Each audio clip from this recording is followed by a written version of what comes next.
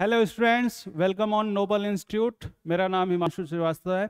चलिए, हम लोग इलेक्ट्रिक पोटेंशियल्स के बारे में डिस्कस कर रहे थे। आज उसी के कंटिन्यूएशन में हम लोग आगे पढ़ने जा रहे हैं। तो चलिए स्टार्ट करते हैं अपने वीडियो को। तो आज का सबसे पहला अपना टॉपिक है potential due to an electric dipole. हमारे पास वैद्युत द्विध्रुव के कारण विभव इलेक्ट्रिक पोटेंशियल की बात करना चाहते हैं कि क्या होगा। तो सबसे पहले आप समझिए कि अगर हमारे पास कोई एक पोटेंशियल है, लेट अस से कि सर ये पोटेंशियल ये डाइपोल है, ये डाइपोल है। तो इस डाइपोल पे ये दो पॉइंट आपने रखे हैं, एक पे माइनस क्यू चार्ज है और एक पे प्लस क्यू चार्ज है। इनके बीच के जो डिस्टेंस है वो किसके बराबर है? इनके बीच का जो डिस्टेंस है वो 2L के बराबर है। और सेंटर से ऑब्वियस सी बात है, सेंटर से जो दूरी होगी वो बराबर होगी। ठीक है, तो मान लेते हैं कि सर ये सेंटर वाला पॉइंट है और सेंटर वाला पॉइंट है, यहाँ से ये दूरी L और यहाँ से भी दूरी ये L, और ये जो है यहाँ से यहाँ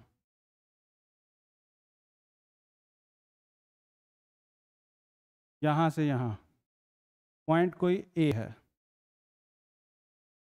और ये दूरी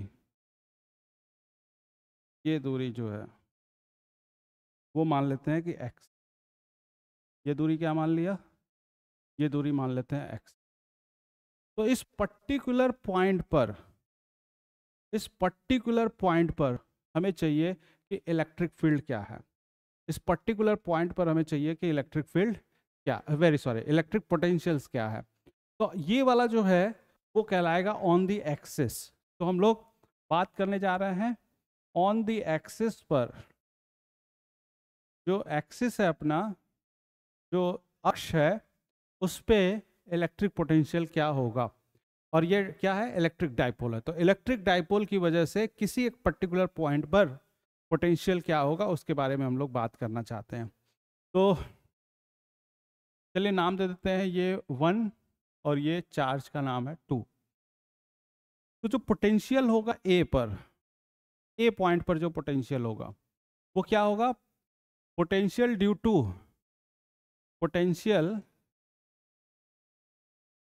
to charge, potential due to point charge लिखना ज़्यादा सही होगा। Due to point charge 2 plus potential due to point charge 1 plus potential due to point charge 1।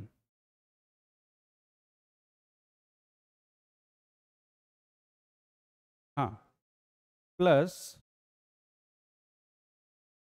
Potential due to point charge 1। तो VA किसके बराबर हो जाएगा? Potential due to point charge 2 की वजह से इस पॉइंट पर पोटेंशियल किसके बराबर होगा? तो आपको पता है कि किसी पॉइंट चार्ज की वजह से जो पोटेंशियल होता है वो KQ/R के बराबर होता है। तो क्या लिखना पसंद करोगे? Due to KQ/R।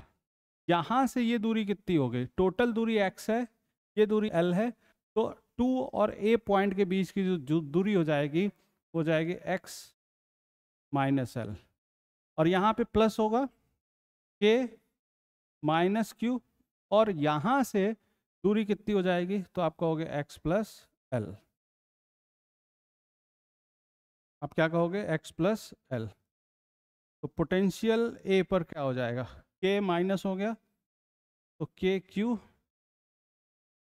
यहाँ पर हो गया x माइनस L और x plus L, x minus L और x प्लस L। ये हो गया x प्लस L और माइनस x माइनस L, ये हो जाएगा। तो आप देख पा रहे होंगे ये हो जाएगा KQ x minus L x plus L किसके बराबर हो जाएगा? X square minus L square के बराबर हो जाएगा, और ये माइनस एक्स और ये प्लस एक्स गैप हो जाएगा, एल और ये एल 2l हो जाएगा।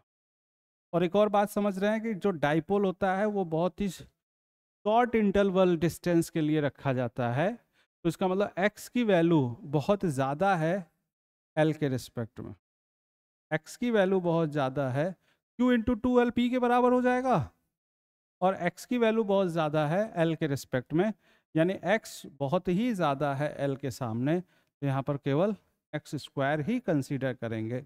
अगर x की वैल्यू l के साथ कंपेयर लायक होगी तो ये फॉर्मूला होगा, नहीं तो generally p upon x square होगा, क्योंकि डिस्टेंस जो है वो बहुत ही छोटा होता है, l की वैल्यू बहुत ही छोटी होती है।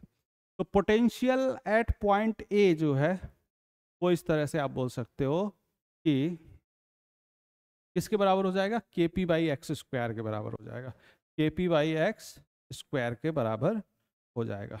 तो हम लोग यहाँ पे भी ला के रख सकते हैं, यहाँ पे भी ला के रख सकते हैं, ठीक है, और पास ला लो, ठीक है। तो ये पोटेंशियल आपको नजर आ जाएगा कहाँ पे, एक्सिस पे।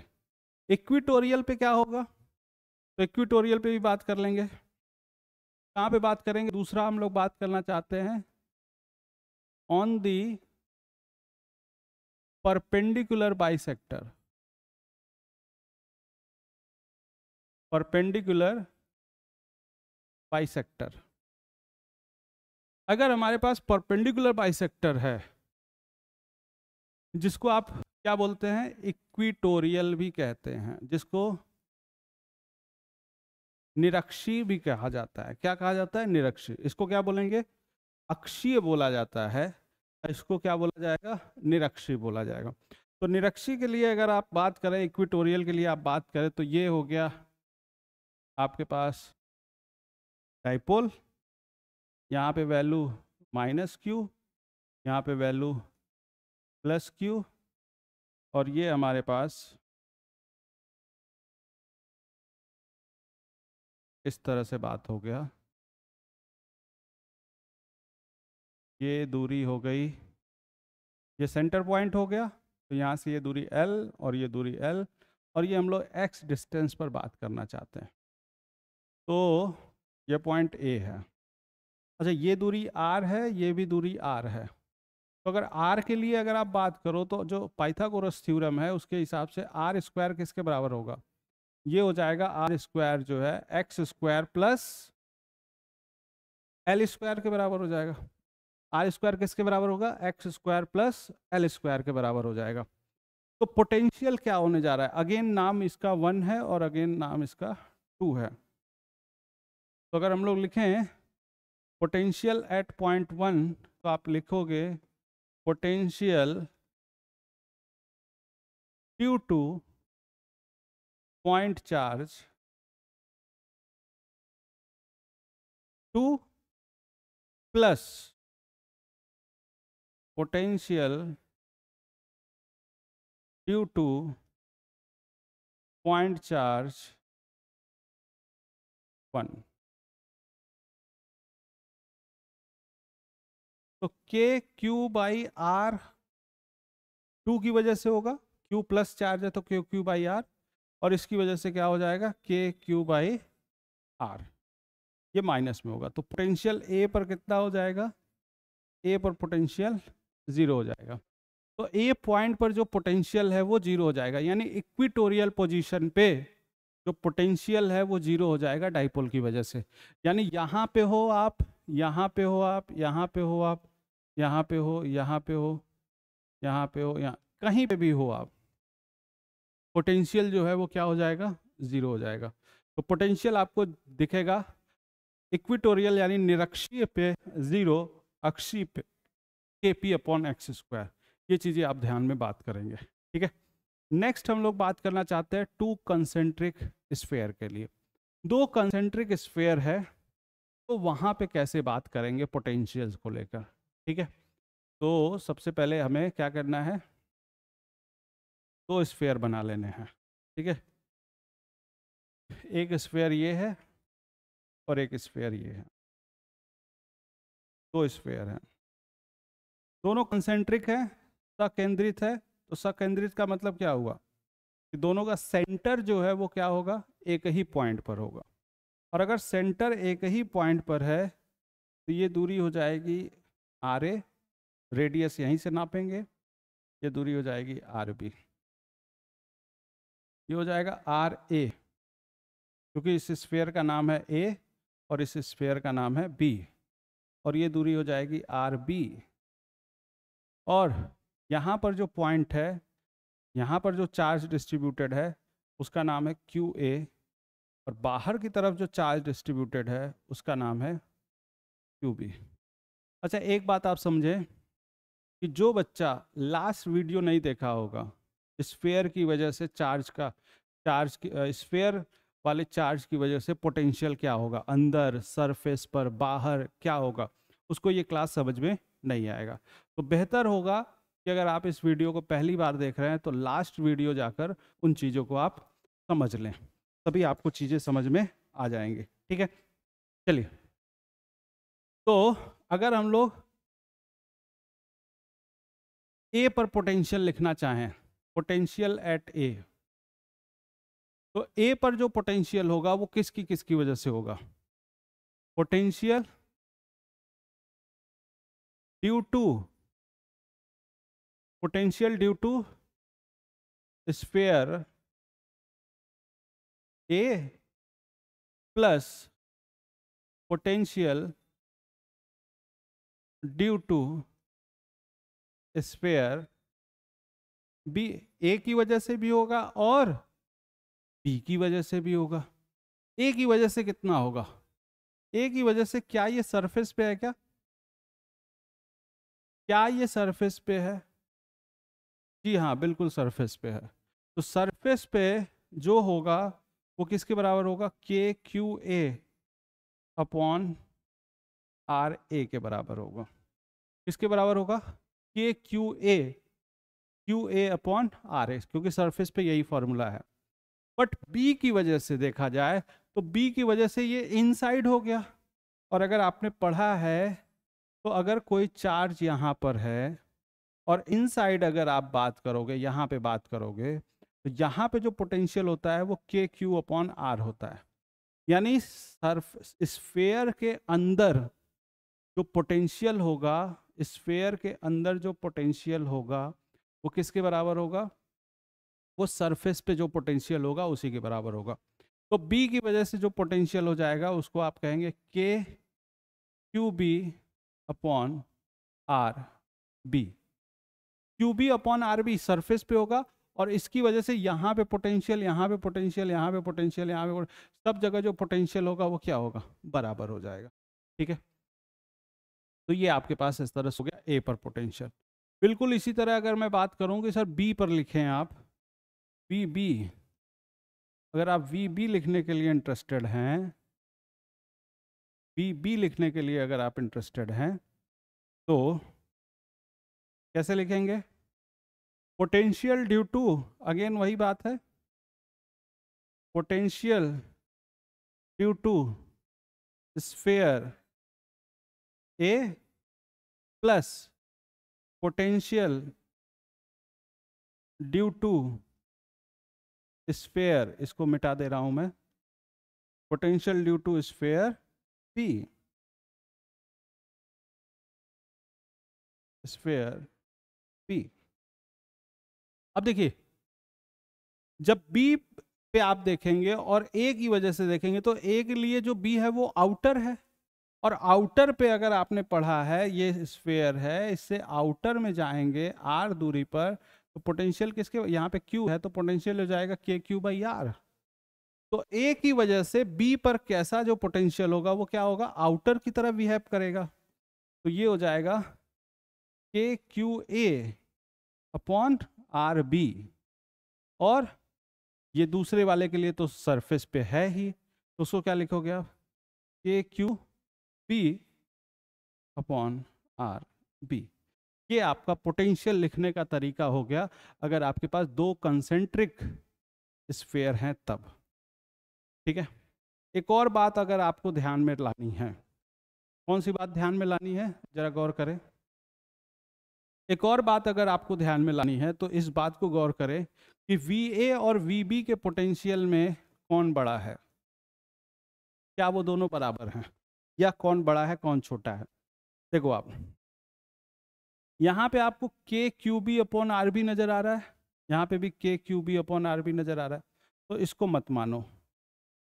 यहाँ पर है KQA/RA और यहाँ पर है KQ/RB, और RA की वैल्यू छोटी है और RB की वैल्यू बड़ी है, तो RA छोटा होगा तो ये फैक्टर क्या हो जाएगा, बड़ा हो जाएगा। फिर से समझे आप, जैसे मैं आपसे कहूँ कि 2/5 और 2/8 कौन बड़ा है, तो आप कहोगे 2/5 बड़ा है, क्योंकि इसका डिनोमिनेटर, इसका जो वैल्यू है यहाँ पर वो छोटा है। तो यहाँ पे RA है और यहाँ पे RB है, RA छोटा है RB बड़ा है, तो कौन सा पोटेंशियल बड़ा हो जाएगा, A का पोटेंशियल बड़ा हो जाएगा। तो VA बड़ा होगा VB के मुकाबले। और ये चीज़ आपको याद होनी चाहिए, पता होना चाहिए कि जो अंदर गोला होगा, अंदर जो स्फेयर होगा, उसका पोटेंशियल हमेशा बाहर वाले के रिस्पेक्ट में ज़्यादा होगा, उसका पोटेंशियल हमेशा बाहर वाले के रिस्पेक्ट में ज़्यादा होगा। ठीक है, चलिए मेरे ख्याल से यहाँ तक आपको चीज़ें क्लियर हो गई होंगी। अब आगे हम लोग बात करते हैं अर्थिंग से रिलेटेड। ठीक है, अर्थिंग से रिलेटेड, अर्थिंग क्या है, अगर आपने किसी भी कंडक्टर को अर्थ कर दिया है तो उसका जो पोटेंशियल है वो वहां पर क्या हो जाएगा, जीरो हो जाएगा। ठीक है, जैसे एग्जांपल के लिए समझे आप, जैसे मान लीजिए ये कोई कंडक्टर है, इस कंडक्टर को अर्थ कर दिया जाए, ये अर्थिंग कर दिया जाए। ठीक है, अर्थिंग कर देने पर इस कंडक्टर के ऊपर जो पोटेंशियल है वो कितना हो जाएगा, जीरो है। ये चीज़ आप हमेशा याद रखेंगे कि पोटेंशियल बिकम जीरो जब आपने अर्थिंग किया है। ठीक है, तो क्या लिखना चाहेंगे, पोटेंशियल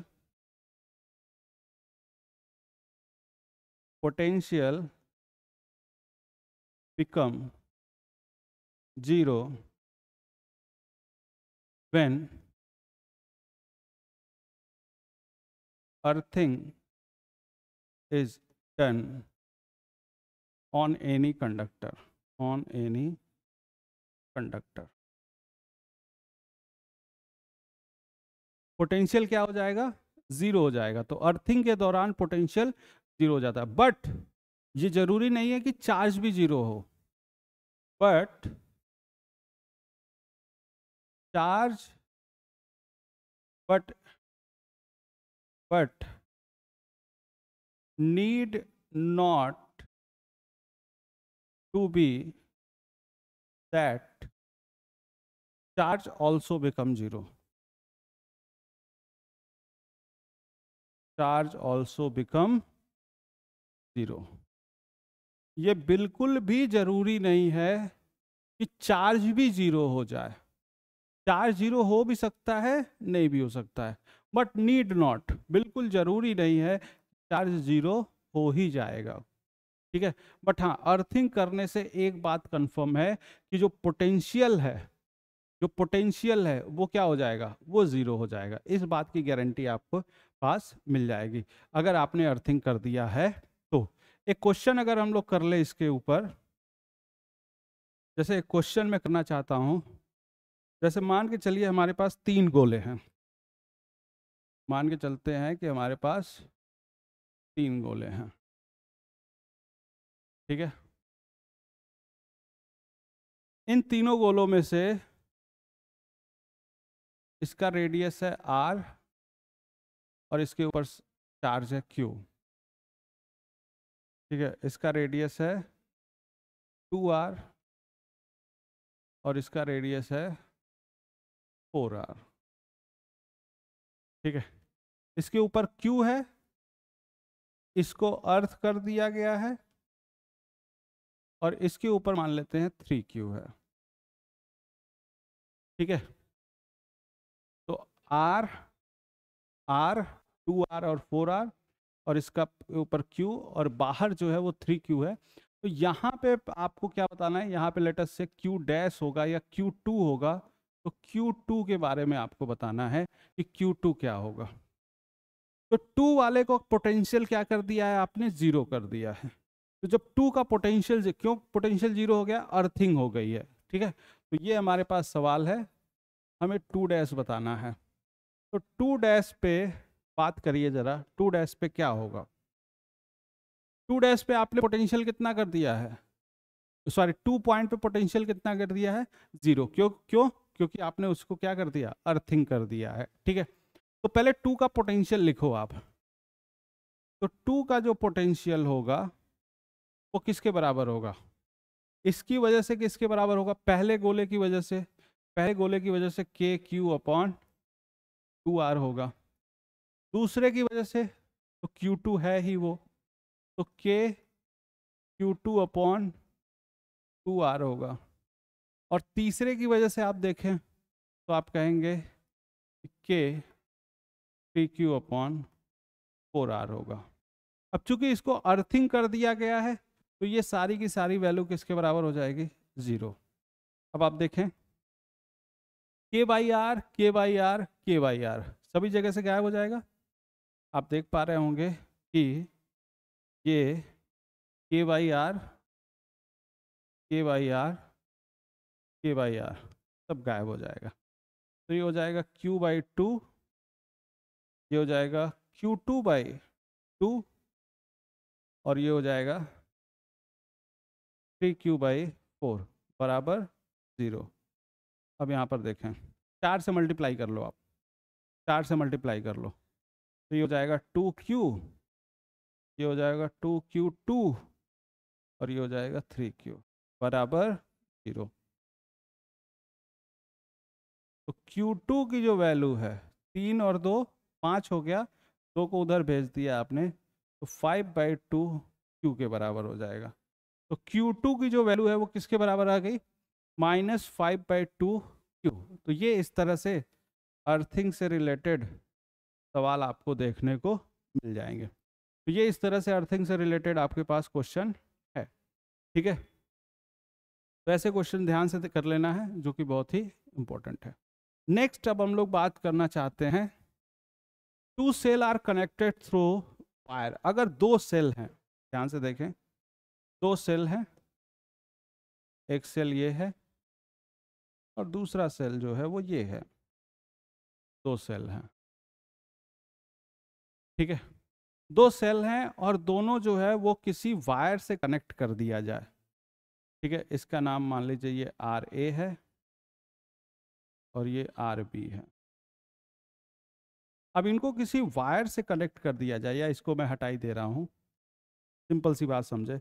अगर मैंने इस सेल को और इस सेल को किसी वायर से कनेक्ट कर दिया, ये कौन है, ये है वायर।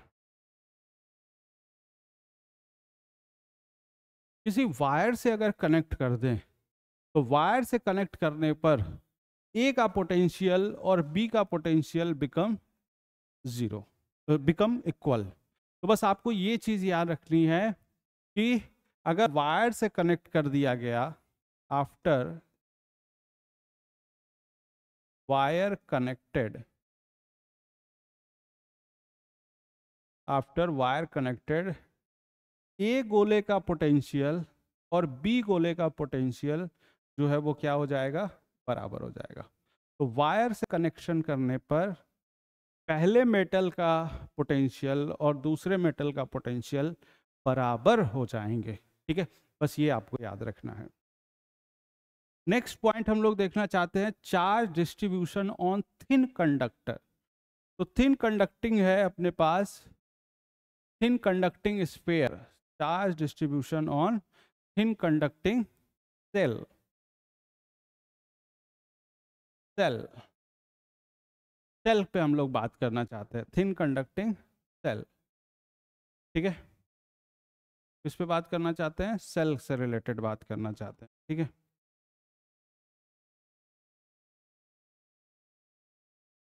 सेल, ठीक है।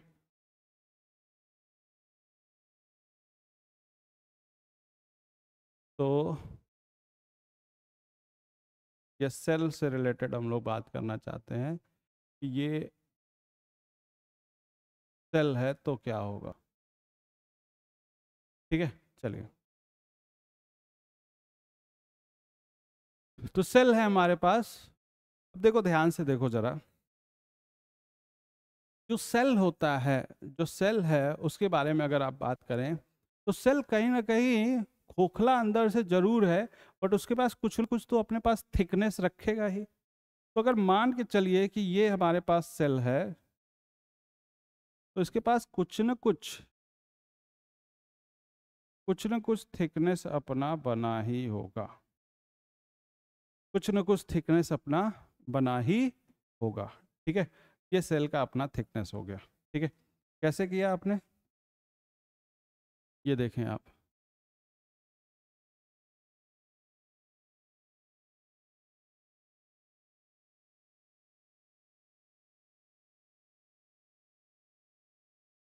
ये देखें आप, ये सेल का अपना एक थिकनेस है। ठीक है, ये सेल का अपना एक थिकनेस है।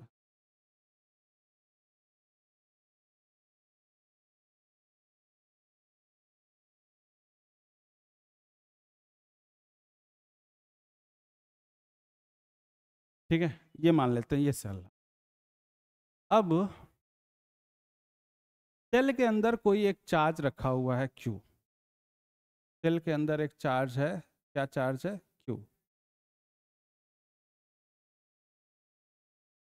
सेल के अंदर एक चार्ज रखा हुआ है Q।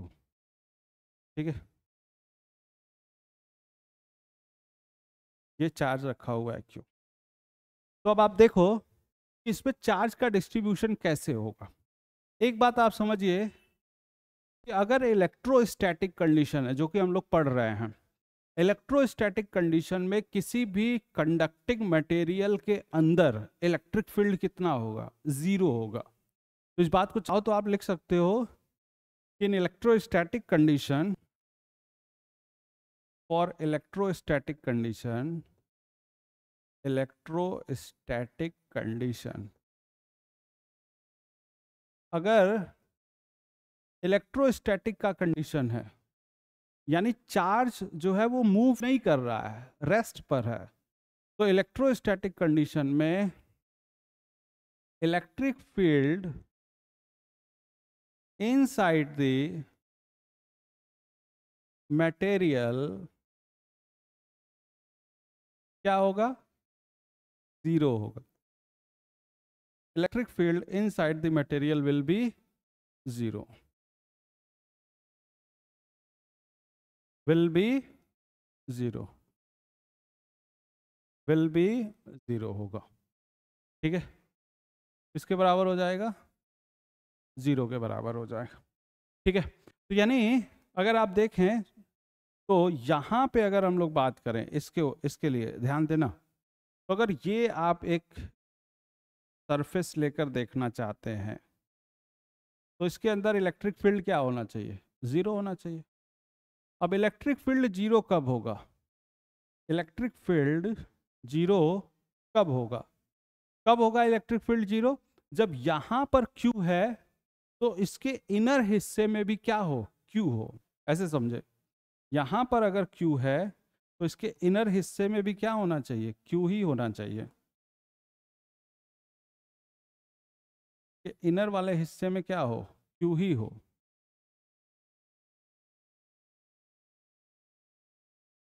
इनर वाले हिस्से में भी वैल्यू किसके बराबर आनी चाहिए, Q के बराबर आनी चाहिए। ठीक है, बट माइनस साइन के साथ। चलो मैं इसको कलर नहीं कर रहा हूं, बट आप समझ लो, यहां पे अगर Q है तो इस वाले हिस्से में भी क्या होना चाहिए, माइनस Q होना चाहिए।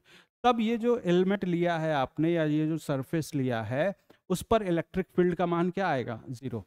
अगर इस पर इलेक्ट्रिक फील्ड का मान जीरो करना चाहते हैं तो यहाँ पे क्या होना चाहिए, माइनस Q होना चाहिए। तो यहाँ पे माइनस Q हो गया, तो अब नेट इस पॉइंट के अंदर नेट चार्ज कितना है, जीरो, तो इलेक्ट्रिक फील्ड कितना होगा, जीरो हो जाएगा। ठीक है, तो ये इलेक्ट्रिक फील्ड जीरो हो जाएगा। मगर कंजर्वेशन ऑफ चार्ज देखो, कंजर्वेशन ऑफ चार्ज में Q पहले से ही था, तो नेट Q होना चाहिए। तो अगर यहाँ पे माइनस Q लगाया है तो इसके ऊपर क्या लगा दोगे, प्लस Q। तो ये माइनस Q यहाँ पर और ये प्लस Q यहाँ पर हो जाएगा। तो अब आप देख पाएंगे कि ये वैल्यू क्या हो जाएगी, अब ये बराबर हो जाएगा। कंजर्वेशन ऑफ चार्ज भी हो गया, चार्ज का डिस्ट्रीब्यूशन भी हो गया, electric field inside the material zero भी हो गया। तो ये इस तरह से आप करेंगे। एक और एग्जांपल से समझिए, जैसे मान लीजिए कि एक ये है, एक ये थिन स्फीयर है और एक ये थिन स्फीयर, या दो के साथ ही बात करो आप, दो हैं, इसके ऊपर चार्ज है Q और बाहर वाले के ऊपर चार्ज है 2Q। तो कैसे बात बनेगी, कैसे बात बनेगी, ध्यान दीजिए। अगर ये आपके पास है, ठीक है, पूरा नहीं लाना है भाई,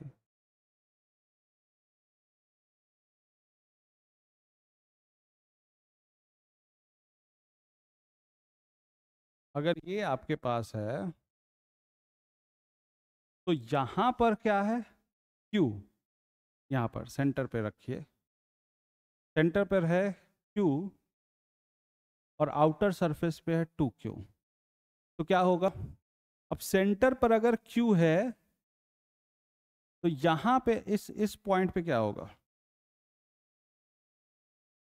इस पे हो जाएगा माइनस Q, क्योंकि नेट जीरो होना है, ठीक है, माइनस Q। अब यहाँ पे माइनस Q है, यहाँ पे माइनस Q है, तो यहाँ पे तो कुछ बताया नहीं गया है, यहाँ पे तो कुछ है नहीं, यानी ये मान लेते हैं यहाँ पे जीरो है, तो यहाँ पे क्या हो जाएगा, जीरो हो जाएगा।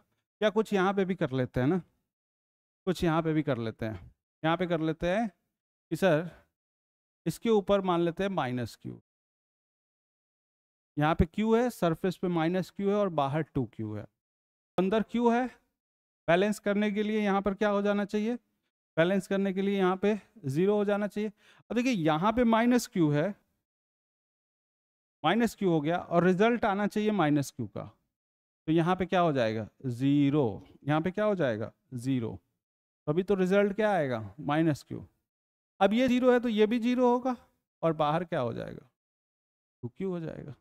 ये इस तरह से, तो एज इट इज अपना प्रोग्रेशन हो जाएगा, ठीक है।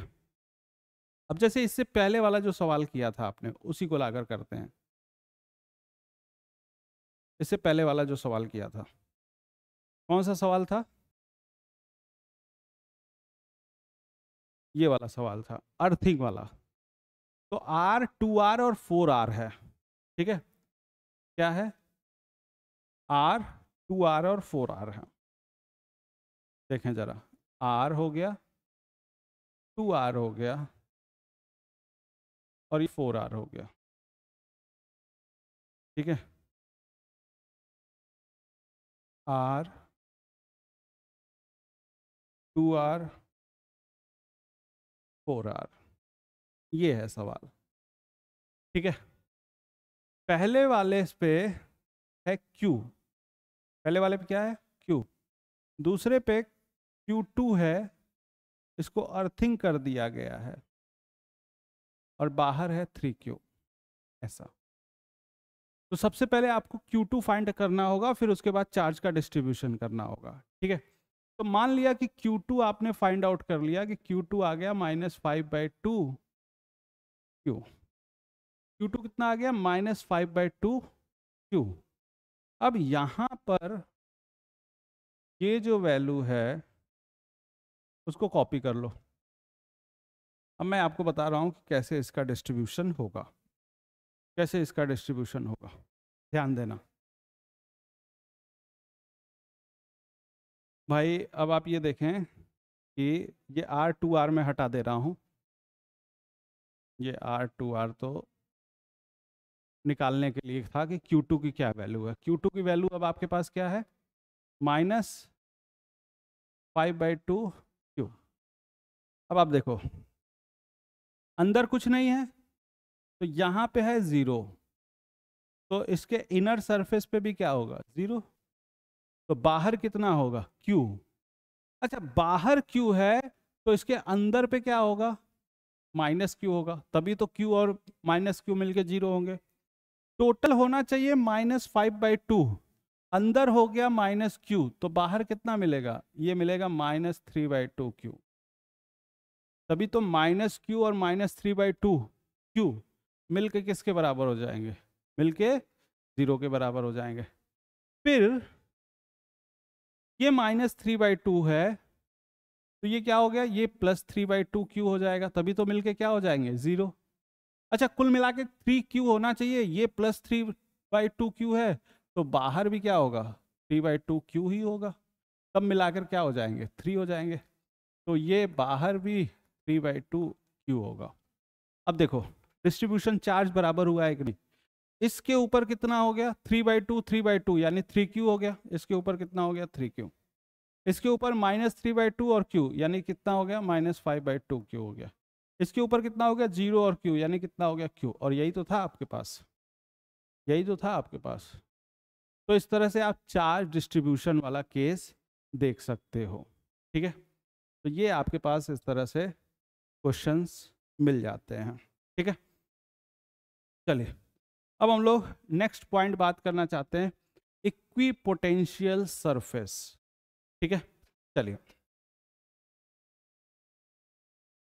तो इस वीडियो को हम लोग यहीं पे बात कंप्लीट करते हैं। अब रह गया अपना इक्विपोटेंशियल सरफेस रह गया है, और फिर पोटेंशियल एनर्जी रह गया है, ठीक है ना। तो इन दो टॉपिक्स को हम लोग नेक्स्ट वीडियो में डिस्कस कर लेंगे, ठीक है। तो thank you very much, have a nice day. हमारे वीडियो के साथ बने रहिए, हमारे चैनल को सब्सक्राइब कर लीजिए और हमारे वीडियो को लाइक और शेयर भी करते रहिए, ठीक है। Thank you very much, have a nice day, thank you.